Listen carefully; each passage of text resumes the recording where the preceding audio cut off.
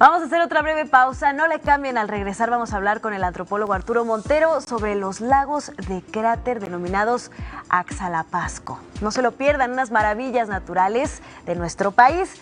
Y pues también pueden estar en contacto con nosotros a través de las redes sociales, Televisión Educativa MX en Facebook y @TV Educativa MX en Twitter e Instagram. Volvemos.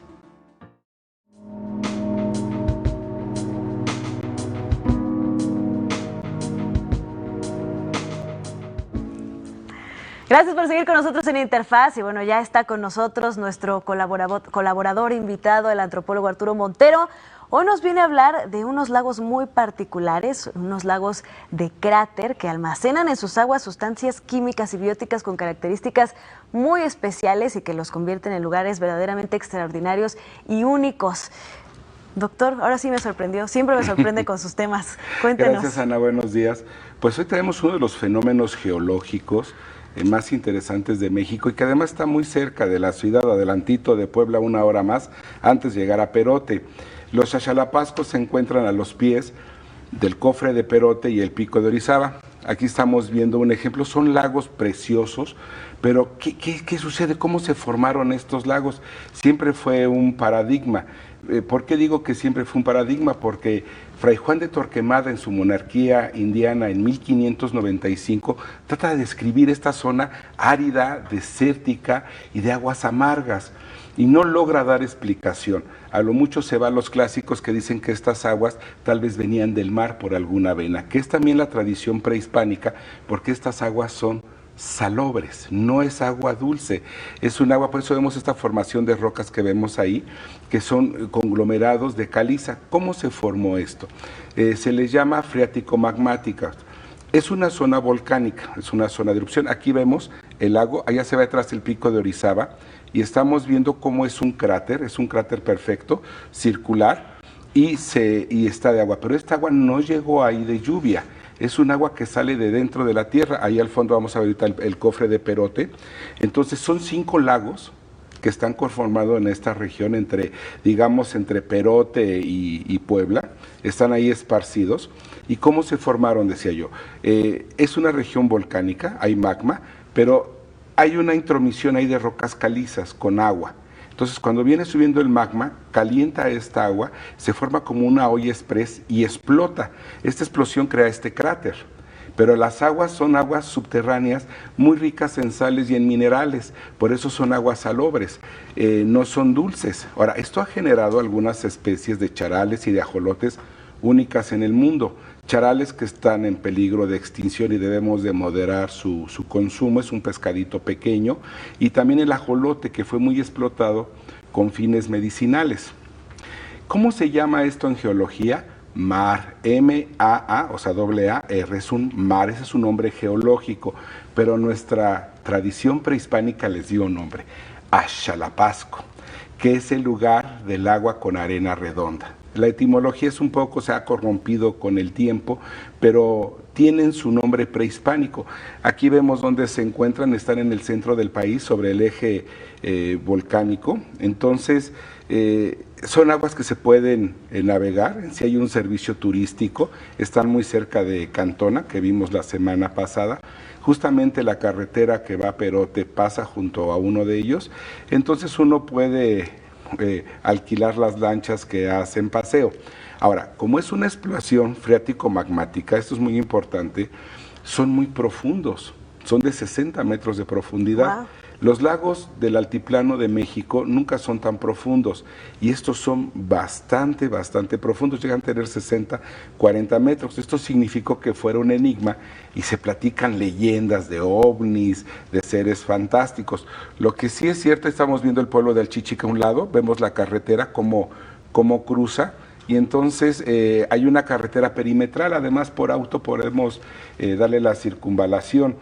El aspecto es muy desértico, es una isla desértica entre los bosques del altiplano y el trópico de Jalapa y del cofre de Perote que da hacia la parte baja.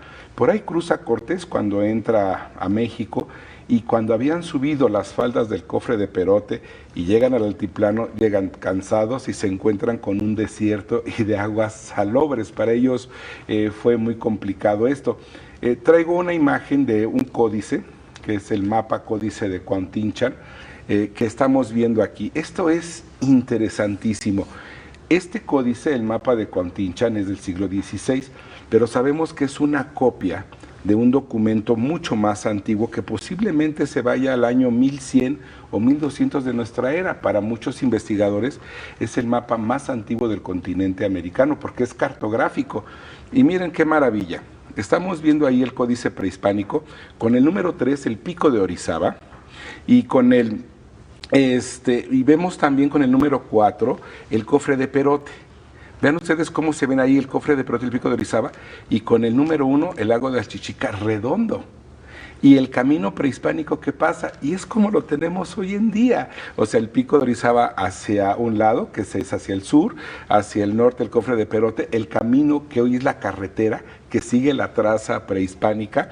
Y bueno, y con el número 2 tenemos el lago de otro lago que algunos investigadores han discutido mucho cuál puede ser. Algunos dicen que es Aljojuca, que en náhuatl significaría el lugar del agua verde o azul, porque son aguas que no tienen muchos nutrientes y son aguas cristalinas. Alchichica no es cristalina, sería el mayor con el número 1. Entonces desde el México prehispánico les llamó la atención y lo tuvieron que representar en este códice, este enigma. Ahora, en estos lagos, en las orillas, crece una flor, la flor de la cucharilla, y esta flor es utilizada para hacer arcos en las iglesias para conmemorar fiestas propias de los pueblos, sobre todo del mes de julio. Entonces, ese es un portento de la geografía mexicana, que de un lado podemos tener el pico de Orizaba con glaciares, qué maravilla, luego tenemos bosques de pino, y luego tenemos desierto, y luego tenemos trópico. Esta es la biodiversidad que tanto debemos de cuidar. Y aquí sí, una llamada de atención porque hay que evitar tirar la basura. Claro. En estos lagos. Aquí tenemos la ruta de Cortés, justamente en esta ilustración, que es cómo va subiendo y cómo pasa por Alchichica y luego se va para Tepeyehualco, las tropas de Cortés, cómo vienen desde la costa. Y bueno, pues fue muy triste para ellos darse cuenta que esas aguas, pues no las pueden utilizar, porque son aguas amargas, de ahí el nombre de Alchichica. Alchichica es el lugar del agua amarga. ¿Es el único mar con doble A en México? ¿Dónde más se pueden encontrar en el mundo ese tipo de...? Sí, hay diferentes, es un fenómeno geológicamente amplio, es común. Tiene que haber dos cuestiones, que exista una actividad volcánica y una capa de roca caliza con agua. Es decir, en México hay varios, digamos. Sí, tendríamos otras regiones, sobre todo en la parte que va hacia el Chichonal, por allá tenemos, pero no son tan comunes. Aquí sí tenemos 5, en esta región tenemos 5 cuerpos de esta formación de mar. Y además que los tenemos muy cerca. Algunos siguen teniendo rituales, siguen llevando ofrendas a estos lugares, es una memoria prehispánica. Y además hay muchas leyendas, se incorporan leyendas modernas de seres fantásticos que van mucho con el imaginario que hoy se aprende en la televisión, pero también nos viene como un enigma del pasado. Cabe decir que son, pues, tienen también especies migratorias, como estos patos que llegan aquí.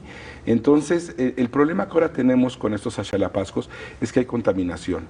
Que la gente no está cuidando mucho este patrimonio porque a veces el turismo desmedido lo llega a afectar y sobre todo podemos ver cómo es una zona bastante desértica, es una zona que en términos del paisaje es espectacular.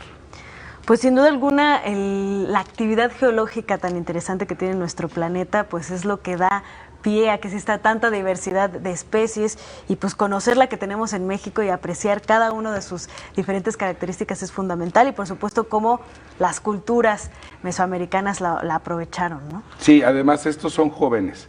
Estos fenómenos tienen 25,000 años, o sea, el hombre llega al continente americano hace unos 16,000 años a esta región y estos fenómenos tienen 25,000. O sea, hablando en los términos geológicos, son formaciones bastante recientes y el color del agua tiene un color característico, sobre todas estas.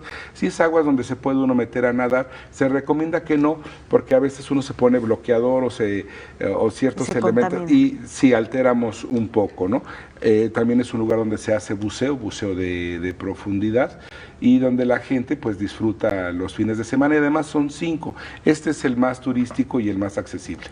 Pues doctor, muchísimas gracias por venir a mostrarnos esta parte de nuestro país, para la gran mayoría desconocida, y pues ya estamos ansiosos por ir a visitarlos y conocerlos. Pues estas vacaciones puede ser un buen motivo y bueno, yo espero la próxima semana poderles platicar de un tema diferente que será la estrella de Belén y el enigma astronómico, pero buscar la estrella de Belén desde la astronomía, a ver qué nos dicen las memorias astronómicas de la antigüedad. Maravilloso. Muchas gracias, doctor. Como siempre, es un placer tenerlo. Gracias. Gracias.